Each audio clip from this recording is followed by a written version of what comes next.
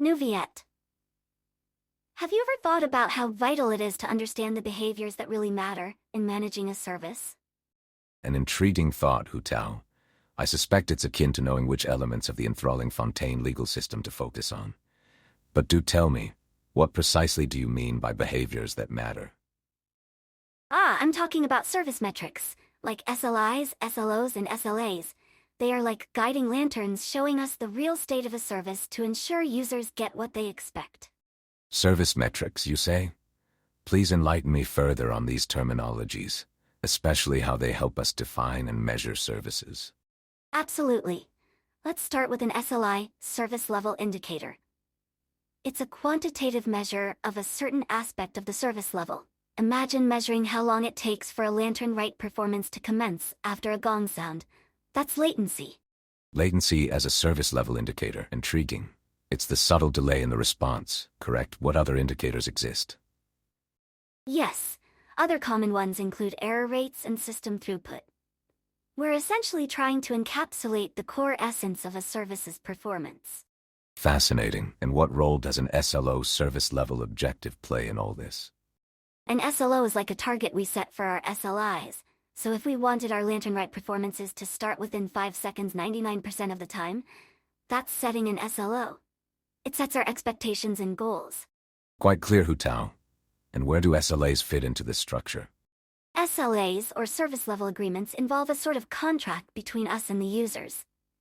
It spells out what will happen if an SLO isn't met, extending beyond just metrics to consequences.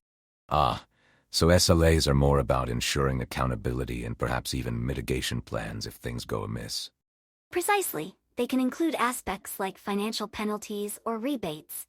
It's like when clients aren't satisfied with a funeral service, they'd expect some form of recompense. Such a structured approach seems vital for clarity. But how do you relate all this to a specific service, say the Shakespeare service you mentioned? Perfect question. Take our Shakespeare service as an example. We use it to illustrate these concepts by modeling metrics and defining them based on user interaction, like people searching for quotes or plays. Shakespeare service. To expand, how do they model it? Well, they choose descriptive metrics, like how quickly a search request for a Shakespearean play returns. They set these as SLIs, and then establish SLOs, such as returning search results in under 100 milliseconds most of the time. And this ultimately influences how the service is managed and optimized. Exactly. With these metrics, they can determine when the service needs attention, ensuring it runs smoothly and meets user expectations. Like ensuring my funeral parlor is always ready for our guests. With these concepts firmly set, can you tell me more about how they are used beyond theoretical understanding? How are they applied pragmatically? That's a juicy question for unraveling later. Think of it like planting seeds for a hearty harvest, paving the way with a grasp of SLIs, SLOs, and SLAs. In the field, it becomes action-oriented. Kind of like preparing a court case. You gather every possible understanding and then employ them deftly. My interest is piqued. Precisely, Neuvillette.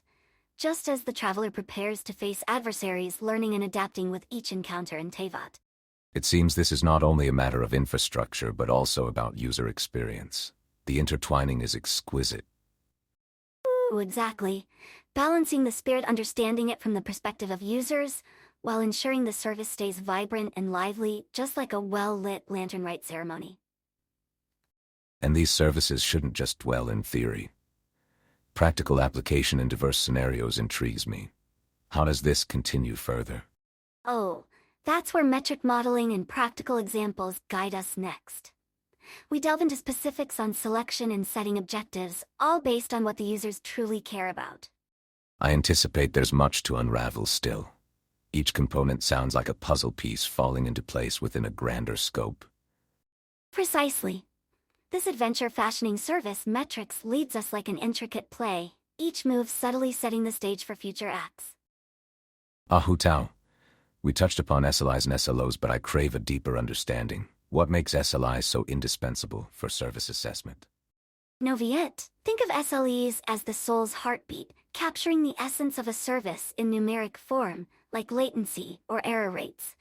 They help us see the service's vitality. Haha, we basically get a report card for how well the service is doing.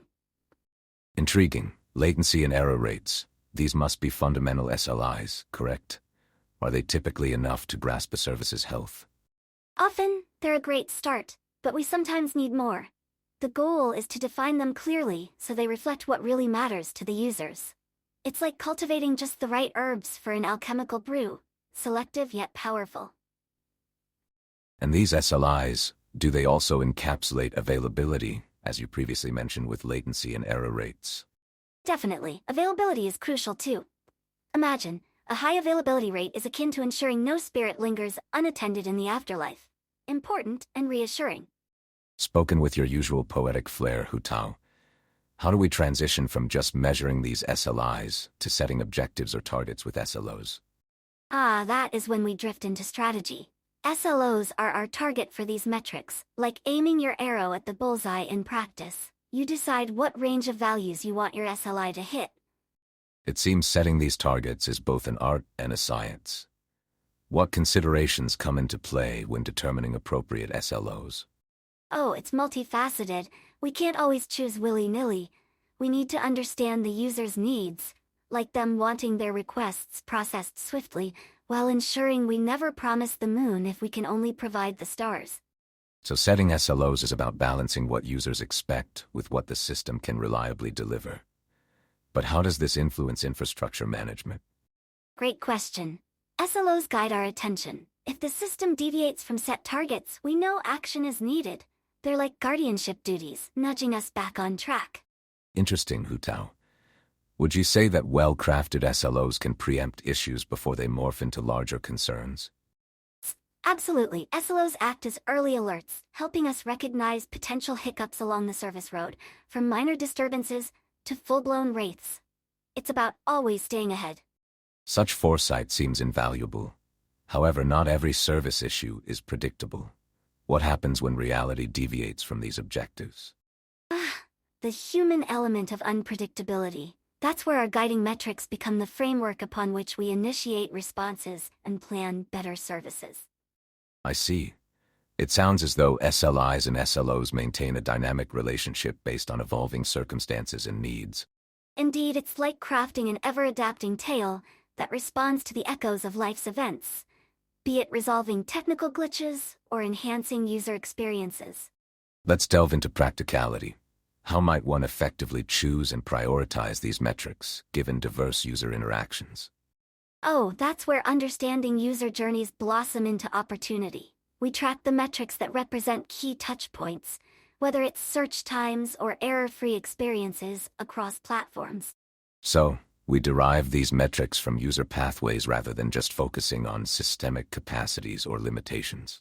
Exactly. Users light the path and we harvest insights from their interactions to choose relevant SLIs, followed by setting worthwhile, realistic SLOs. Your enthusiasm reminds me of setting expectations in Fontaine law, always underpinned by precise legal stipulations. Do SLOs play a similar role in preventing misunderstandings? For sure, Neuvillette. They're like a promise made manifest, reminding users and operators alike what service-level promises have been made and their trust intact. And if services undershoot these established goals, how do these mechanisms support resolution? Mechanisms are reinforced by SLOs to orchestrate recovery efforts. They enable a conscientious recalibration, maintaining a service harmony that satisfies users. Well put, Hu Tao. It appears SLIs and SLOs are both barometer and compass, charting and correcting course. Haha, exactly. Plus, during operational storms, having clearly charted paths certainly calms the nerves. Are these targets fixed, or is flexibility woven into their design to account for growth and change? They're living guidelines, evolving like Sealy spirits, adaptable to shifts in technology and user expectations. That explains why crafting them demands such diligence. Is it common to revise them periodically? Oh yes! It's practically expected. We sharpen our understanding like a finely honed blade, never settling, always adjusting to refine the service further. Then to summarize, setting these indicators and objectives enshrines a methodical approach towards sustained excellence. Exactly, a delicate dance ensuring both user satisfaction and smooth service operations, a spirited ballet of balance and poise. Understanding these intricacies deepens my appreciation for service architecture. What's next on our journey of discovery? We dive into how these SLIs and SLOs translate into real-world applications, using practice to ground our theory. Hu Tao. It's clear we should move from theory to practice regarding SLIs and SLOs. How does one determine which metrics genuinely matter from the user's perspective? Great question. We must think about what our users value most. Imagine they're browsing my funeral parlor's services. What matters? Speed, accuracy, perhaps a flower arrangement can really stand out. Speed and precision. Can these truly be quantified as metrics? Absolutely. Take latency and error rates for example. They show how quickly a service responds and how often things go wrong. But we must choose carefully or we'll be tracking too much. A plethora of metrics could dilute focus. What does one watch out for when aggregating data to represent true user experiences? Aggregation, like brewing the perfect tea blend. We collect raw data over timeframes and turn them into averages or percentiles. But beware, averages can be sneaky, hiding vital fluctuations. Sneaky averages, pray tell, how should one bypass such statistical trickery? Percentiles help, like the 99th or 95th percentile for latency, showing worst-case scenarios. If my festival of parting always runs smoothly for 99% of attendees but not 1%, it's crucial to address that 1%. Interesting. Are there common pitfalls one must dodge while choosing such realistic measures? Oh yes, plenty. For starters, don't just choose metrics because they're measurable, choose them because they matter. And watch out for statistical fallacies, like assuming normal distributions without checking. And the fallacies, how do they ensnare the unwary? Allow me to illustrate. In computing, data isn't always evenly spread. Skewed datasets can make a mean appear stable, even if the variability is wild, like suspecting stormy seas beneath tranquil waters. I see. Therefore, focusing solely on the average may divert us from hidden concerns. Precisely. Use percentiles to capture the shape of distributions more truly. If I relied merely on averages, I'd overlook the fluctuations that make TAVOT unpredictable.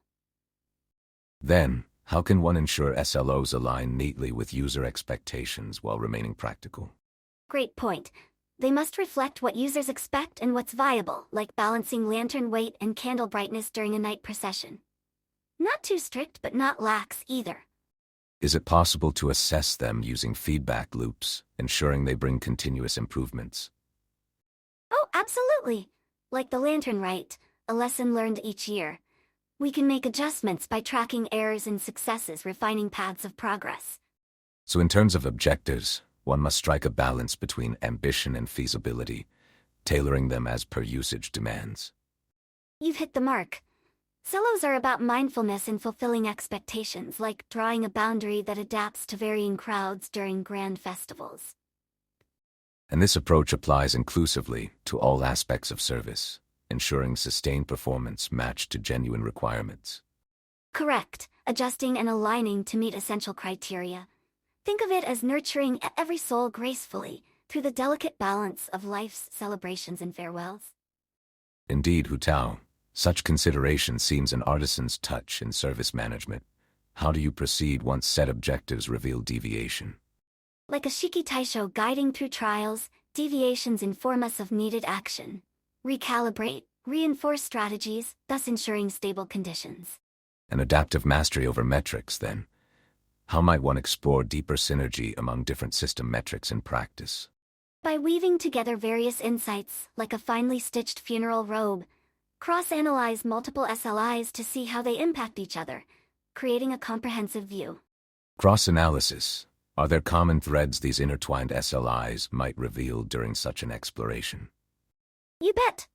By observing patterns, we can see which conditions lead to latency spikes or error surges, foreseeing the flow of operations before user experience falters. In such an analytical voyage, are there universal truths or lessons that guide these pursuits? Oh, many. First, don't overcomplicate. Keep metrics manageable, ensuring they're in harmony with user journeys, like a serene aquatic ballet with all eyes captivated. Start simple to progress seamlessly. Impressive. Is personalization in choosing metrics more advantageous, or is uniformity preferred? It depends. Tailor them if specific conditions demand, but create standardized templates for efficiency. This harmonizes foresight with clarity, like a pre-written will, protecting future wishes. This balance of individuality and coherence adds grandeur to their application. Reflecting on efficacy, how is adaptation integral in these iterative processes? Adaptation is crucial, just like refreshing my wreath seasonally. Staying alert to changes, identifying when metric values drift, ensures offerings remain ever relatable. Hu Tao, you've guided me through much of this world of service levels. I find myself eager to understand what exactly are service level agreements, or SLAs. Neuvillette. SLAs are like a solemn contract between a service provider and its users, outlining expectations and consequences if those expectations aren't met. Consequences, you say? That sounds rather formidable. How do they differ conceptually from the SLOs we've discussed? SLAs build on SLOs. While SLOs are internal objectives, SLAs expand on these to formal agreements with users, often detailing what happens should those objectives falter, which might include rebates or penalties. Interesting. So SLAs bring a layer of accountability not solely rooted in service performance? Correct. Where SLOs guide service standards from the inside, SLAs focus on the external relationship with users, ensuring transparency and trust. How does one go about crafting such an SLA? Presumably, it involves more than setting technical expectations. Crafting an SLA requires understanding both technical capabilities and business considerations. It's about thinking like a user, while being realistic about what the service can consistently offer. Seems there is an element of negotiation in aligning these agreements. How do you account for business impacts in your SLAs? That's key. You must weigh factors like cost, user impact, and potential legal implications. It's like hosting a lantern rite. Balance is imperative to meet expectations and delight. Such delicacy involved, and how might one communicate these service capabilities effectively to users? Clear communication is essential. State what the service can realistically deliver without setting expectations unreasonably high. Underpromise, overdeliver is a wise mantra. I see. What happens if a service does not meet the SLA's expectations? If an SLA is breached, consequences ensue, normally defined within the agreement. This could mean compensations or remedial actions to preserve integrity and trust. Such responsibility. Are there aspects of an SLA that require more frequent reevaluations? Absolutely. SLAs must evolve with service changes, user feedback, and market conditions. Think of them like tending a bonsai. Constant care keeps it living proudly. A dynamic process, much like the changing seasons of Tevat. Do SLAs generally cover all services, or are some exceptions common? Not all services have explicit SLAs. For instance, Google Search has none, valuing reputation more than contractual penalties for public users. That's peculiar, yet I imagine it serves a strategic purpose. When are SLAs most beneficially applied?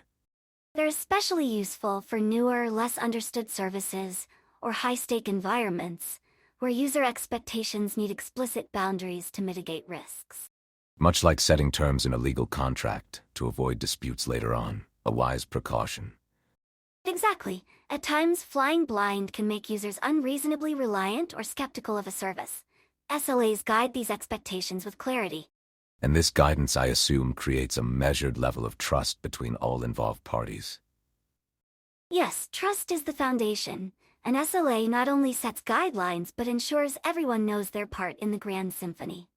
Aligns wonderfully with Fontaine's belief in fairness and clarity. What might be an SLA's future evolution, considering technological advancements? As tech grows, SLAs will evolve to incorporate AI predictions and dynamic allocations, perhaps even adjusting real-time like a clairvoyant glance into Julian Karst. A fascinating proposition, matching ever more complex systems with flexible agreements. Quite the journey of growth. Indeed, as our understanding deepens, so does the complexity of these agreements, always progressing, evolving. Marvelous insights, Hu Tao. This dance of measurement and expectations truly binds technology and humanity. Haha, It is as rhythmic as the Wangsheng funeral parlor, each step calculated and harmonious, leaving an indelible impression. I am truly enriched by this discourse. Shall we revisit these musings as the need arises? Of course, Neuvillette, knowledge, much like friendship, flourishes with tending. Until our next lively exchange. Until then, Hu Tao, it appears there is ever more illuminating dialogue to come.